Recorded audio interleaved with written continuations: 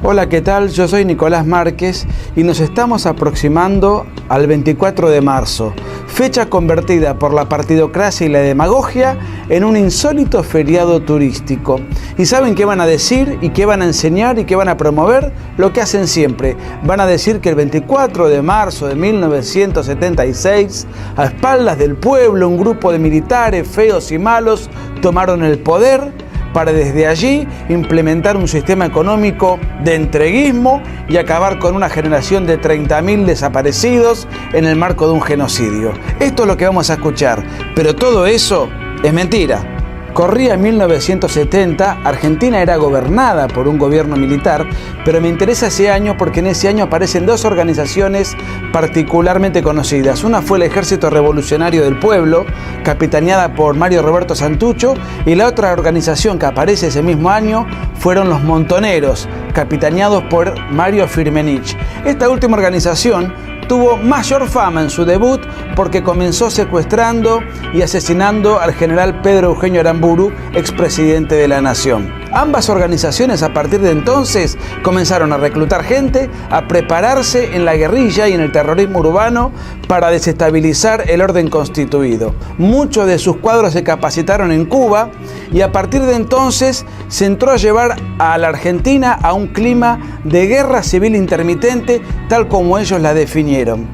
El ERP mayormente era una organización político-militar de carácter guevarista, con influencias trotskistas. Ellos lo que pretendían fundamentalmente era arrastrar la guerrilla hacia zonas rurales. Montoneros, en cambio, lo que pretendía era congraciarse con el peronismo, llevar adelante la política del entrismo. Se dedicaban al terrorismo urbano y era una ideología más difusa. El ERP era mucho más ortodoxo. ¿Cuáles eran los argumentos para sus crímenes, para sus secuestros, para sus atentados, sus colocaciones de bombas, etcétera, etcétera? Ellos decían: hay un gobierno de facto, hay un gobierno que no es legítimo, hay un gobierno que no está constituido con una base popular, por consiguiente, nuestra acción criminal se justifica. Ahora bien, la reacción del gobierno de facto, que era una costumbre en Argentina tener gobierno de facto con relativa periodicidad, todo tiene que ser analizado en un contexto específico. ¿La reacción cuál fue? Bueno, vamos a juzgar a estos criminales conforme a derecho, con garantías jurídicas. ¿Qué se hizo? Se crearon 9 salas, es decir, cámaras federales para juzgar los hechos terroristas o los hechos delictivos que cometía la subversión. Eran 3 salas conformadas por 3 jueces y entre 1971 y 1973, que fue el plazo en el cual estas salas de magistrados funcionaron, pudieron llevar adelante 8.927 casos y detener 2.000 guerrilleros y 371 de ellos poder condenarlos. De manera tal que desde el punto de vista jurídico-institucional se estaba luchando contra la guerrilla con la ley en la mano, con juicios, con abogados defensores, con fiscales, con garantías jurídicas. No fueron cuestionadas. Y finalmente, en 1973, vuelve la democracia. Se levanta la proscripción al peronismo y el candidato peronista para encabezar la fórmula presidencial fue Héctor Cámpora. Héctor Cámpora gobernó solamente 49 días, suficiente como para hacer un desastre en el país. ¿Qué hizo Cámpora? A los casi 2.000 guerrilleros detenidos los amnistió e indultó. Los amnistió el Congreso y él los indultó. ¿Qué hizo? Derogó la Cámara Federal Penal que había sido creada para juzgar a la guerrilla. Y como si esto fuera poco, derogó 20 artículos del Código Penal que fueron sancionados precisamente para juzgar delitos de subversión y terrorismo. Es decir, desbarató el aparato defensivo del Estado, apartó a los jueces, quitó las leyes y dio plena libertad a la guerrilla o a los guerrilleros que estaban detenidos en establecimientos penitenciarios. Dejó al país absolutamente desarmado. Ese fue el legado de Cámpora en apenas 49 días de gobierno. ¿Por qué duró solamente 49 días de gobierno? Porque los objetivos que tenía el Partido Justicialista y sus feligreses, o el Partido Peronista, era traer a Perón, que estaba exiliado en Madrid. Y en ese regreso se generó una tremenda batahola entre los extremismos de izquierda que estaban en el peronismo, que eran los Montoneros, y la línea ortodoxa o tradicional del peronismo. Ese episodio que se dio cuando Perón llegaba al país se conoció como la masacre de Ezeiza. Esa masacre tuvo al menos 400 víctimas, de manera tal que tanto Héctor Cámpora, presidente de la Nación, como Solano Lima, vicepresidente de la Nación, se vieron obligados a renunciar a los cargos que tenían como consecuencia de los crímenes y de una situación de desborde que ellos ya no podían manejar. Transitoriamente y a modo de puente, el peronismo puso como presidente provisional a Raúl Lastiri. ¿Quién era Raúl Lastiri? Vamos a hacer un poco de historia. Cuando Perón cae en 1955, en alguno de los países a los cuales va peregrinando es en Panamá. Y en Panamá él solía frecuentar un cabaret, una borrachería nocturna, en donde iba allí y se entretenía. Resulta que Raúl Lastiri tocaba el piano en el cabaret. ¿Y quién bailaba en el cabaret para entretener a los hombres? Isabel Perón. De manera tal que de esa impudorosa borrachería nocturna saldrían después 3 presidentes de la nación: Raúl Lastiri, Perón e Isabel. Quiero comentarles esto para que podamos tomar nota acerca de cuál era la gente que estaba gobernando el país antes del 24 de marzo del 76. Raúl Lastiri, que no se caracterizaba por sus méritos académicos, sino porque era un frondoso coleccionista de corbatas, gobierna unos días, llama a elecciones. Perón se presenta a elecciones por fin bajo la fórmula Perón-Perón, es decir, Perón con Isabel Perón. Quiero destacar que Isabel era el nombre artístico de María Estela Martínez de Perón, su nueva mujer, con la cual Perón ahora compartía su fórmula, no por los méritos que podía tener Isabel como vicepresidente, sino por el solo hecho de compartir el lecho conyugal. Perón vuelve al poder, Perón gana. Perón ha regresado después de 17 años de exilio. ¿Cuál era la excusa que ahora tenían los guerrilleros y los terroristas para matar gente? Si antes decían luchar por las formas legítimas y constitucionales y esas formas ya estaban presentes, ¿por qué seguían matando gente? Interesa la pregunta porque uno de los crímenes más emblemáticos ya con las autoridades nuevas constituidas fue matar al dirigente sindical José Ignacio Rucci, mano derecha de Perón. Perón asume viejo, cansado, mal rodeado, con Isabel como vicepresidente, y como nueva mano derecha, él trajo desde Madrid a un sujeto muy cuestionado, muy sórdido, José Ignacio López Rega. José Ignacio López Rega era un chamán, era un brujo que se dedicaba al espiritismo y otro tipo de extravagancias esotéricas, pero Perón depositaba en él toda su confianza.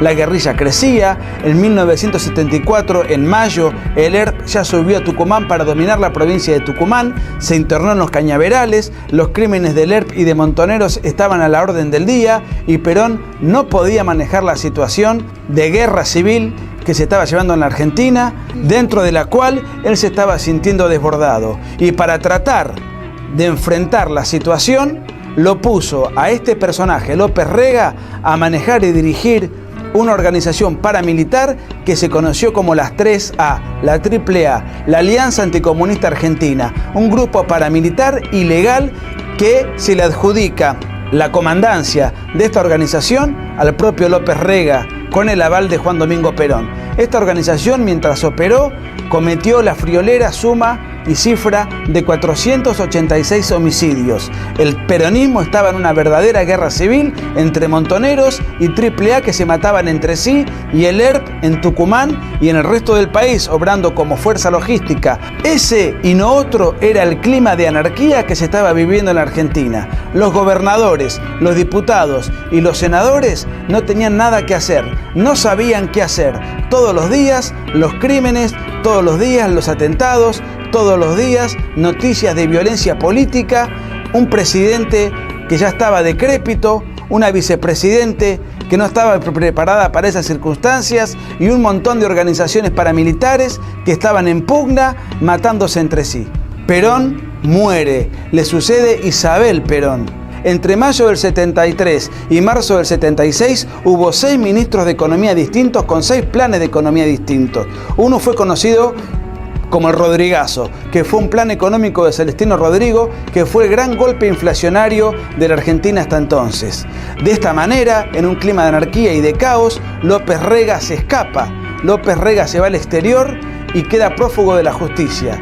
Los crímenes de la guerrilla se acrecentaron, todos los días morían policías, todos los días morían militares, todos los días morían civiles, todos los días había secuestros a empresarios para pedir cantidades de dinero para financiar precisamente a la guerrilla. Te tiro un dato: entre 1973 y 1976 se llevaron adelante más de 7.500 atentados guerrilleros y el 52% de los homicidios que cometió la guerrilla fue en democracia.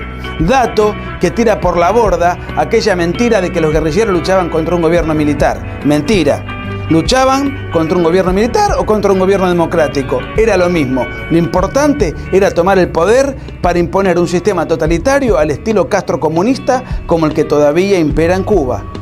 Argentina era francamente un verdadero caos.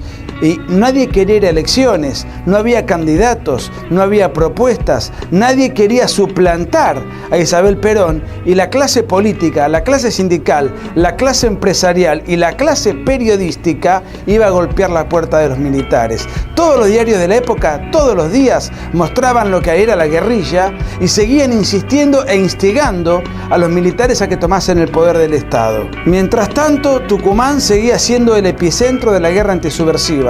Explotaban aviones, derribaban helicópteros. Era realmente una guerra aparte. Por algo los guerrilleros consideraban que Tucumán era una suerte de Vietnam vernáculo. Entonces, en este contexto, Isabel Perón y toda su corte de ministros firmó un decreto famoso que ordenaba explícitamente aniquilar el accionar de los elementos subversivos. Se le dio rienda suelta al ejército para combatir en operaciones de combate, valga la redundancia, a la guerrilla solamente en Tucumán en enero y febrero del 75. Luego ese mismo decreto se amplió a todo el país en octubre del 75. A partir de entonces nació en Argentina el fenómeno tristemente célebre de los desaparecidos. Con el segundo decreto, cuando el aniquilamiento de la subversión se circunscribe a todo el país, la cantidad de desaparecidos aumenta un 700%. Los desaparecidos no fueron un invento de Videla, fueron un invento del peronismo. Seamos claros, lamentablemente el gobierno militar, cuando tomó el poder en marzo del 76, cometió el gravísimo error de peronizar la metodología para combatir a la guerrilla.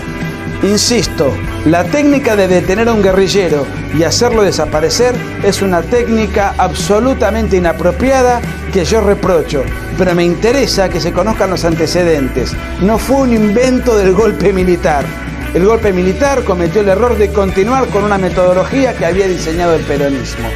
Entre febrero y marzo de 1976, todos los diarios, los sindicatos, los partidos políticos, la sociedad en su mayoría pedía a gritos el golpe militar. Nadie quería ir a elecciones, los funcionarios del gobierno se escapaban, los diputados y senadores retiraban sus pertenencias. Más que un golpe militar, podemos hablar de un abandono de gobierno, Se produce el 24 de marzo del 76, un día triste porque había fracasado la democracia. Pero la gente pidió esa solución. Inclusive el Partido Comunista. Les digo algunos datos como para que tomen nota del consenso que tuvo el gobierno militar. La Unión Cívica Radical durante la presidencia de Videla gobernó 310 municipios. El Partido Justicialista, el Partido Derrocado, gobernó 192 municipios. El Partido Federal 80, el MID 90. En mi ciudad, Mar del Plata, el socialismo gobernó sin ningún tipo de problema y el Partido Intransigente, otro partido de izquierda, gobernó 4 municipios. El Partido Comunista apoyó el golpe de Videla. ¿Saben quién más apoyó el golpe de Videla? Ernesto Sábato, luego prologador del libro Nunca Más. Por eso, cuando revisemos la historia, revisémosla de una manera completa y no de una manera historietística, tal como se hace ahora. En conclusión, los números de la Guerra Civil Argentina son escalofriantes. El terrorismo marxista a lo largo de 10 años cometió 21.700 atentados, 6 por día, 1 cada 4 horas. Eso incluye 1.500 homicidios, 1.748 secuestros, 5.000 colocaciones de bombas, etcétera, etcétera.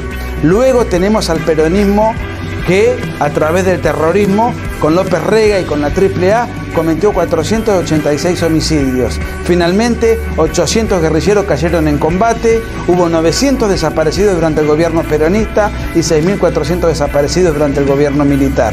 En conclusión, no hubo 30.000 desaparecidos, no hubo un golpe de Estado en contra de la gente, tampoco es cierto que haya habido un genocidio, puesto que el genocidio es el ataque sistemático a una población civil por motivos raciales, étnicos o religiosos, cosa que aquí no sucedió, y además no existía el concepto de genocidio en el derecho entonces vigente. Lo que hubo fue una guerra civil con agentes múltiples, con responsabilidades múltiples. No hubo un sector que fue Satán y otro que fueron ángeles o un sector sacralizado.